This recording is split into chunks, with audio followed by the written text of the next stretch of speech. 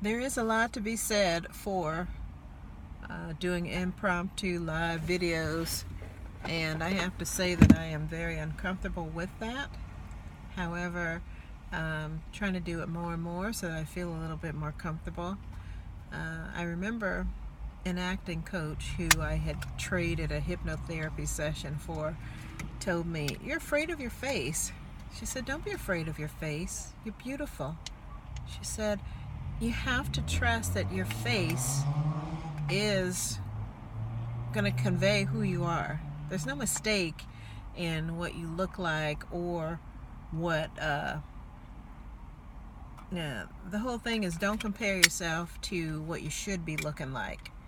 um, it's easier when you're not doing it in a mirror, of course, though you may be dissatisfied with the results. Same thing when you're going to do a video. Try not to look into the camera and watch, well, look into the camera, but don't look into the screen that you're being videotaped on, because you're going to be very self-conscious. You're going to look weird because you're not really being who you are. You are editing yourself along the way, and that's going to distract you. That's going to dilute your message, because it takes it back to being concerned about you and how you're looking and how you're presenting yourself. It's that horrible perfectionism monster that gets in the way of all kinds of creativity. Another thing that I learned about being afraid of your face, or your face not being exactly the way you want it to be, was a beautiful former model who was the ideal of what America thinks beauty is. She was blonde and blue-eyed, tall and very skinny with large breasts, and she was very lovely and gracious and sweet, and she had turned her attentions away from being in front of the camera to being the person behind the camera. So she became a makeup artist and a portrait photographer. So I was working with a model whom I was doing her makeup, and she was being photographed by this gracious woman.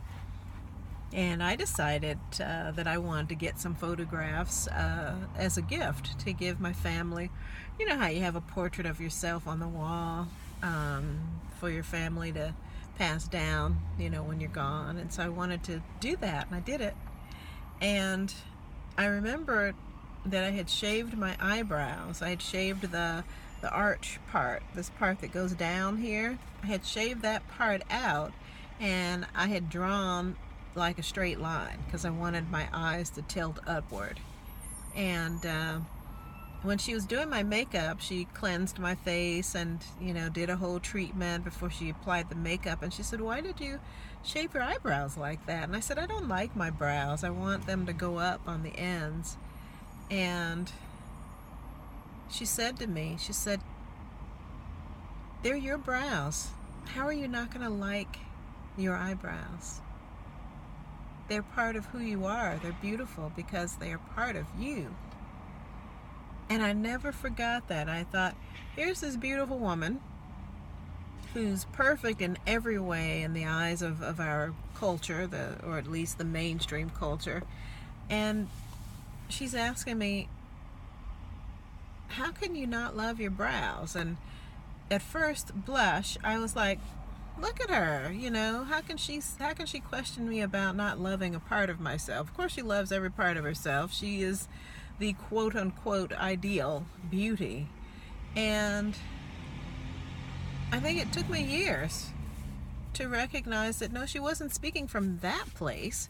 She was speaking from spirit, to understand that how are you not going to love every part of you? It's you.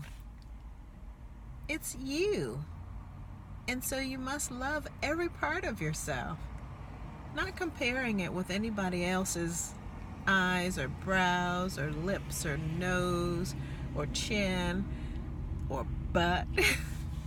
It's yours. And so you love it just on the strength that it's yours, having full gratitude. And ever since then, I have loved my eyebrows. I have loved my eyes. I've loved my hair. I have loved everything about me. My lips, my nose, my teeth. I would like them whiter. But I have learned to love every part of me, because why would I want to be any different? This is who I am. And part of my experience of being on earth is to create. And I created myself exactly as I am, with this powerful mind of mine, for a reason. Because there was an experience, there was a growth process that goes with everything that is who I am. Now, there have been times in my life when I've been overweight. There have been times in my life when I've been too thin. There have been times in my life when my skin was blotchy and pimply. There are times in my life where I didn't like what I saw in the mirror for whatever reason. But those are passing times. It's so important to love you as you are in this moment. Certainly we make adjustments. We style our hair, we straighten it, we curl it, we twist it, we alter it in some way.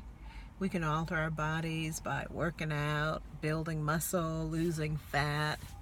You know, some people will even choose to do cosmetic things to change, their bodies and the way that they look. Whatever you're doing,